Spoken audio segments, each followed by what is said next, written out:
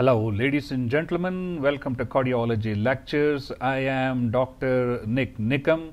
I have been a cardiologist at the Texas Medical Center for more than 3 decades.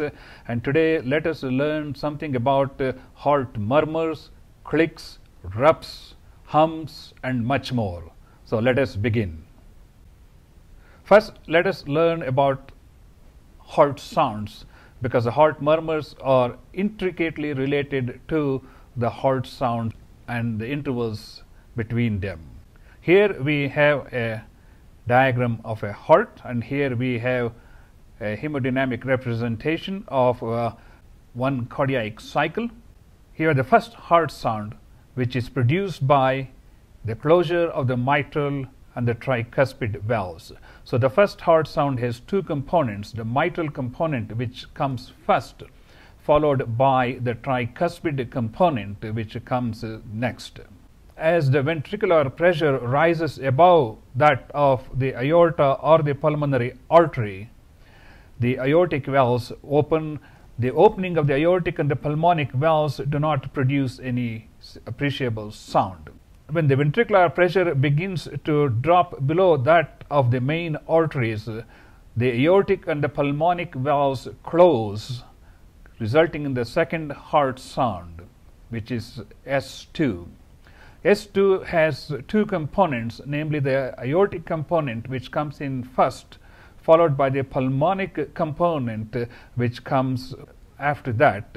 Keeping this in background, we are going to learn about what produces murmurs, what produces rumbles, what produces clicks and hums.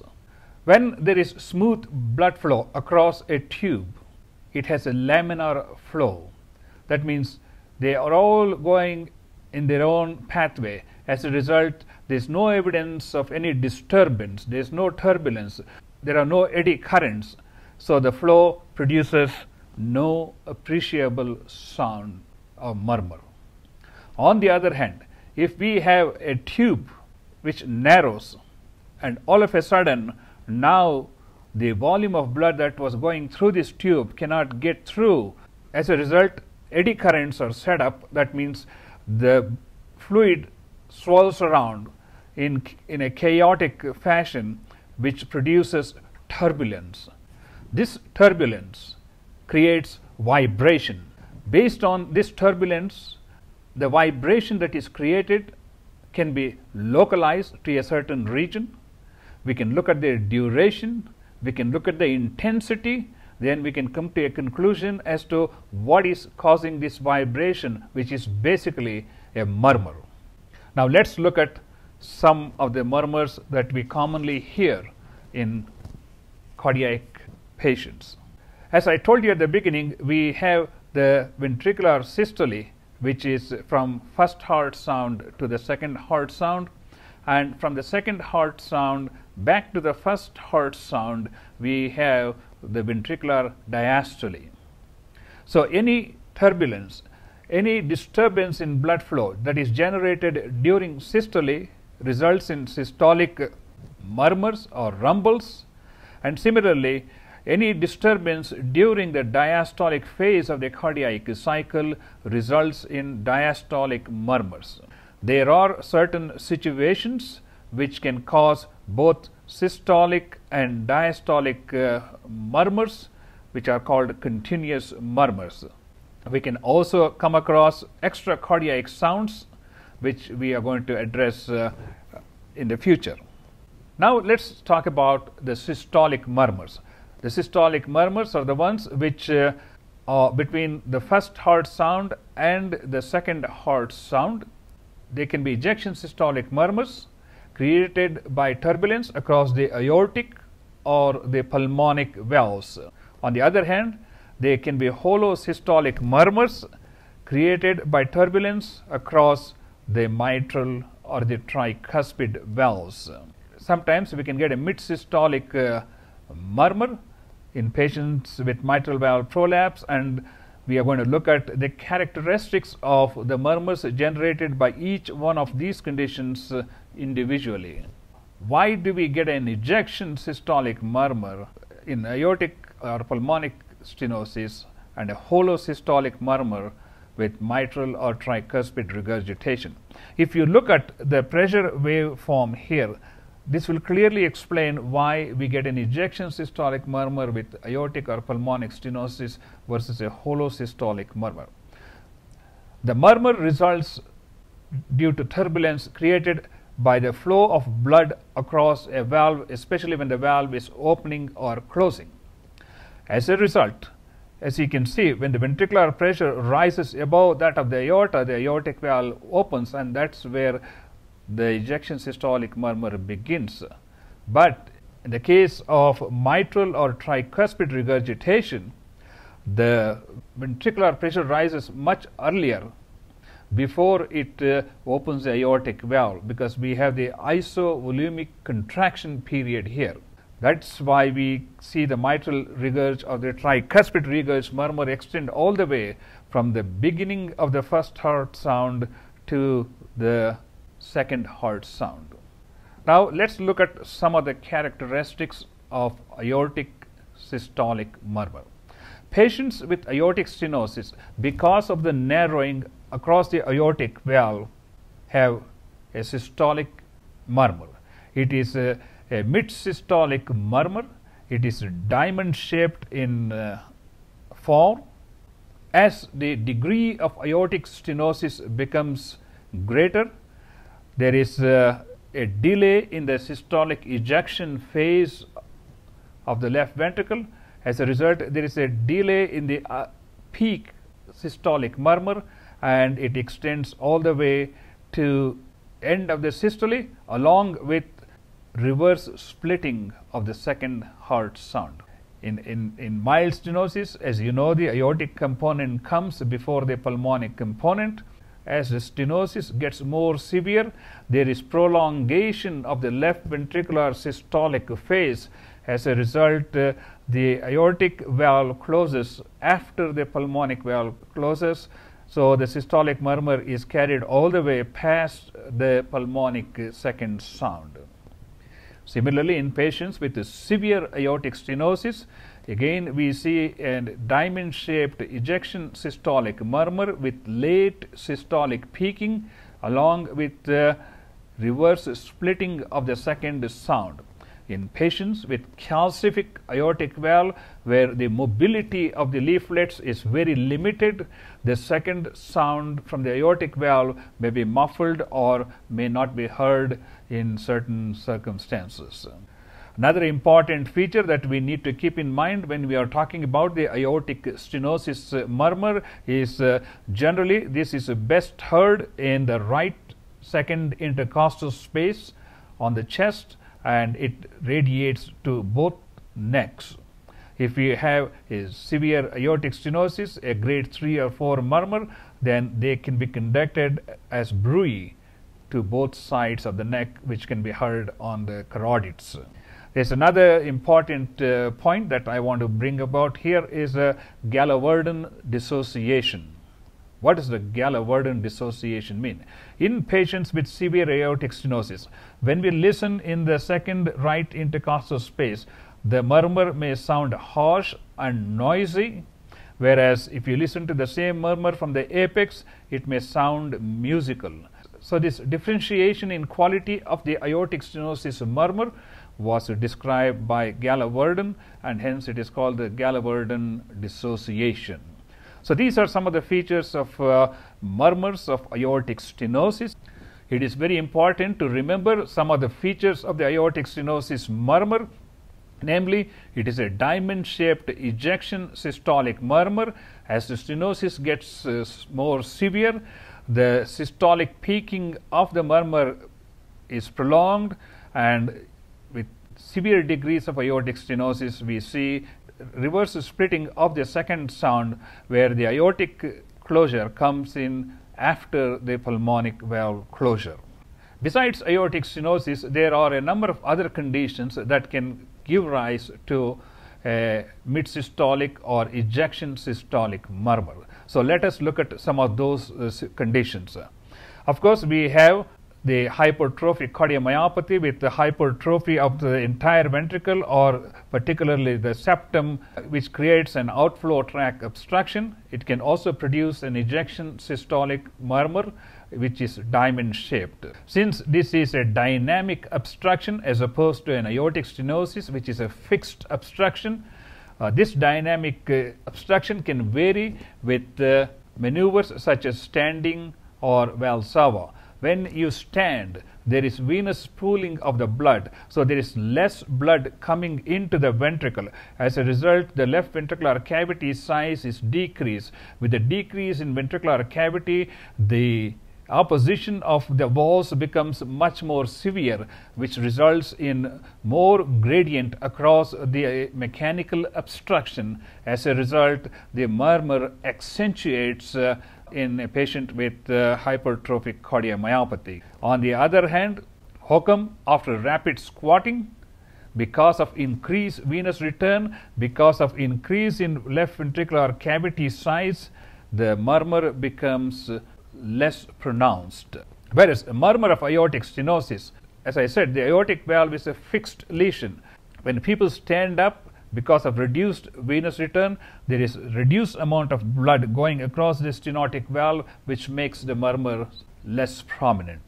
Whereas with squatting, there is more blood coming into the ventricle, and as more blood crosses the aortic valve, there is more turbulence created, which results in accentuation of the systolic murmur in patients with fixed aortic stenosis. This is a very important concept to remember, because there may be a couple of questions trying to judge your knowledge as how standing and squatting can change the quality of the murmur in patients with aortic stenosis as compared to patients with hypertrophic cardiomyopathy. We are all familiar with the various grades of systolic murmur in patients with aortic stenosis. We have from grade 1 to grade 6. Let us look at grade 1 is heard only with concentration in a quiet room. Grade 2 is a soft, low intensity audible murmur. Grade 3 is a loud murmur, which is easily heard in the upper right sternal border and is also radiated to the left ventricular apex. Grade 4, 5 and 6 are associated with a trill. Grade 4 is a loud murmur with a palpable chest vibration. Grade 5 is loudest murmur heard with the stethoscope touching the chest wall. And grade 6 is where you can hear the murmur even if the stethoscope is off the chest wall a few millimeters. So these are various grades which reflect the degree of aortic stenosis. However, if we are dealing with a critical aortic stenosis where there is very little movement of blood across a fibrotic calcific valve, the murmur may actually become muffled, soft, and may mislead us in terms of assessing the severity of aortic stenosis. Besides aortic stenosis, there are a variety of other conditions that can cause a mid-systolic murmur. We already talked about the aortic stenosis, and there is another condition known as the supravalvular stenosis, which is generally caused by a supravalvular membrane, and that can give rise to a systolic murmur. Similarly, coarctation of the aorta is just like an aortic stenosis, except it is at a distance from the left ventricular cavity, but nonetheless it can also produce a systolic murmur. We can also hear some physiological mid-systolic murmur in a variety of situations where there is hyperkinetic state in young people or following an exercise, in patients with anemia with increased intravascular volume, and for the same reason during pregnancy we can hear innocent systolic murmurs, patients with renal failure due to volume overload, and also because of sclerotic aorta we can hear systolic murmur. Similarly, aortic regurgitation, which is also a high volume output state, we can hear systolic murmurs. Complete heart block because of the dissociation between the atria and the ventricles can give rise to a systolic murmur. Especially in the elderly patients who have dilated aorta or atherosclerotic stiff aorta, they can also have functional systolic murmurs. Now let's switch gears and talk about another systolic murmur that is arising from the right side of the heart, namely the pulmonic stenosis or pulmonary hypertension. And here, just as with aortic stenosis, we can have mild, moderate or severe pulmonic stenosis. And some of the important features in a patient with pulmonic stenosis is that the systolic murmur is a little bit softer compared to an aortic stenosis murmur, and it continues to the beginning of the pulmonic sound. That means it goes beyond the aortic sound. All systolic murmurs begin with the opening of the valve and they end with the closing of that particular valve. So a right-sided systolic murmur from pulmonic stenosis will start with the opening of the pulmonic valve, and it peaks and it reaches until the pulmonic valve is closed, which happens after the aortic component. As the degree of pulmonic stenosis gets severe, there is prolongation of the ejection phase of the right ventricle. As a result, there is prolongation of the ejection systolic murmur, and there is wider splitting of the second heart sound. In patients with severe stenosis, again we have a much more prolonged systolic murmur with late peaking and prolongation of the mechanical systole of the right ventricle, resulting in a much wider split in the second heart sound. Just like in patients with aortic stenosis, the systolic murmurs from the right side of the heart can occur not only in pulmonic stenosis, but they can also happen with supravalvular pulmonic arterial stenosis. If the pulmonary arteries are having stenosis or the branches are having stenosis, that can also produce pulmonary systolic murmur. Below the pulmonic valve, we can have an infundibular stenosis that can act like pulmonic stenosis hemodynamically and produce systolic murmurs. Similarly, increased flow or hyperkinetic state, where there is left to right shunt at the level of the atrium or at the level of the ventricle, or if there is evidence of pulmonary artery dilatation, all these conditions can cause a flow murmur across the pulmonic valve. Now let's look at some other situations where we can hear systolic murmurs and how we are going to differentiate them. We already talked about the aortic stenosis murmur. We talked about the pulmonic stenosis murmur. Now let's talk about the mitral valve prolapse. Mitral valve prolapse is characterized by a mid-systolic click and a late systolic murmur, which is resulting from late mitral regurgitation.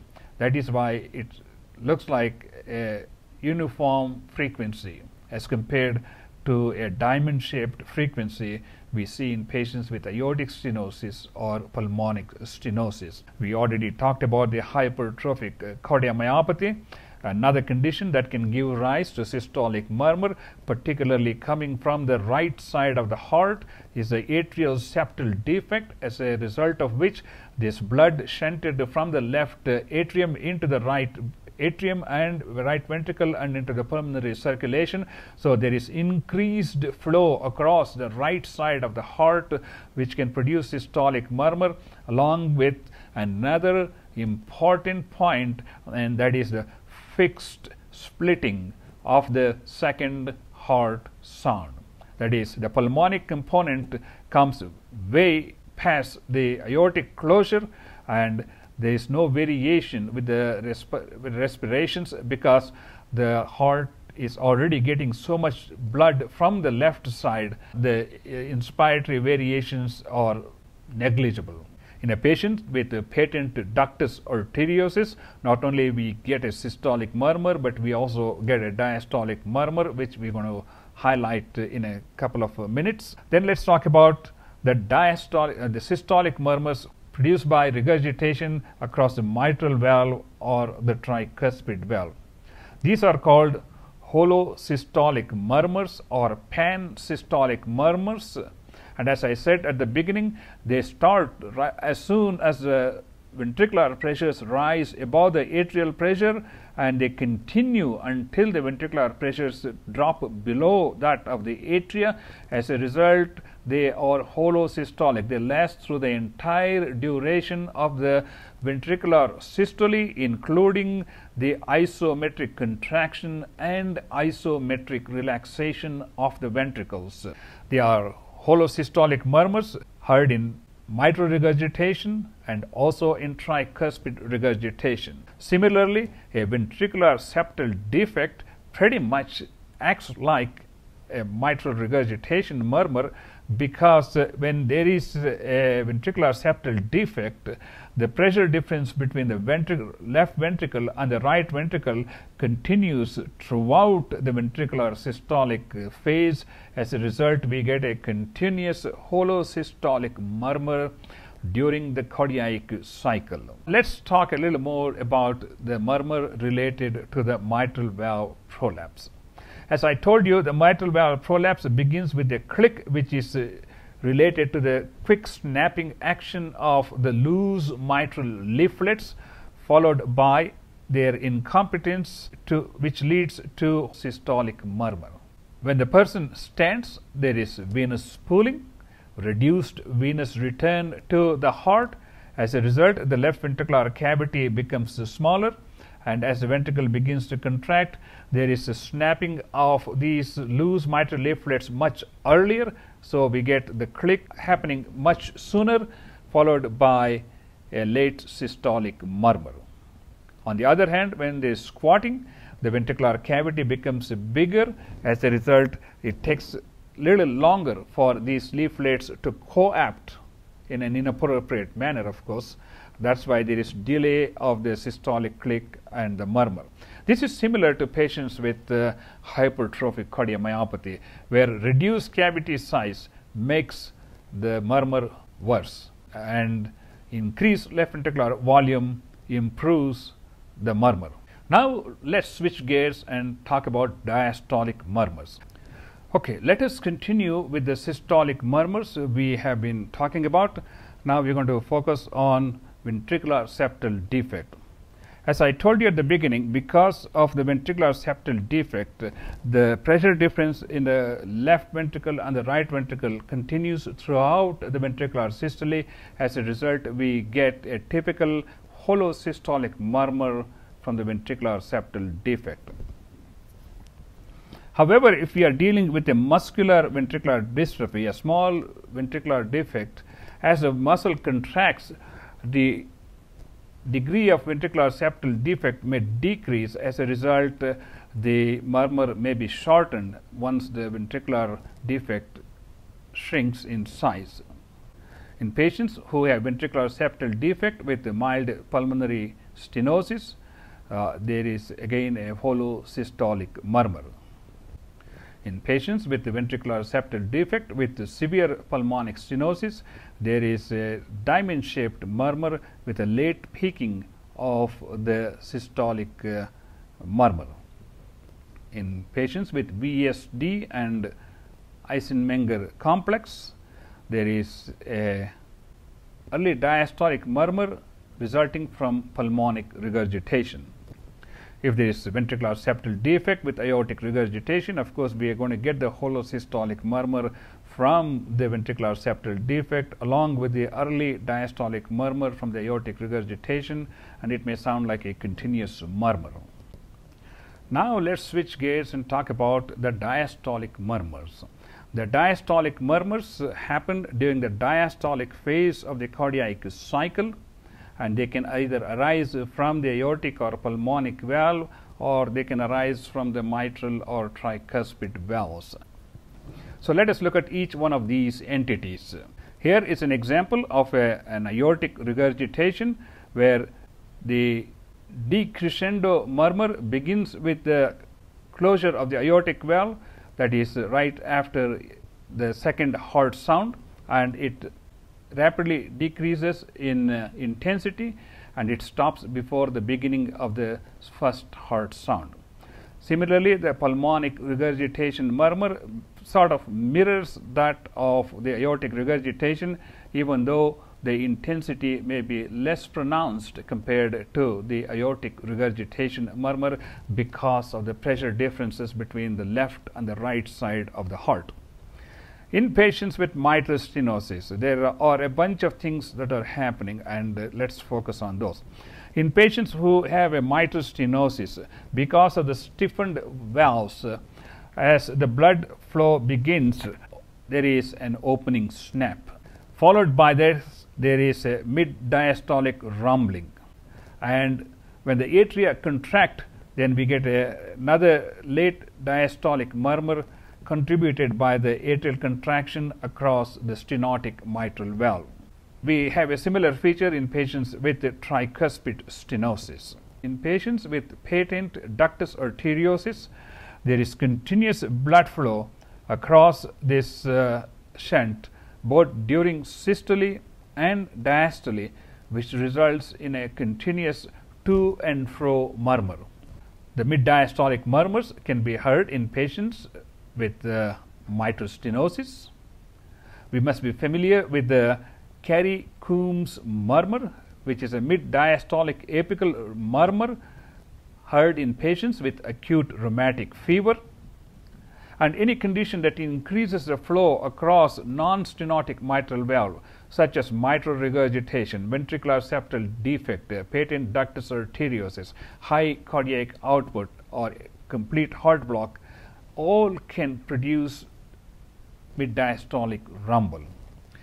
We talked about tricuspid stenosis. Again, any flow that increases across the tricuspid valve, anomalous pulmonary venous drainage, they can produce mid-diastolic rumble on the right side of the heart.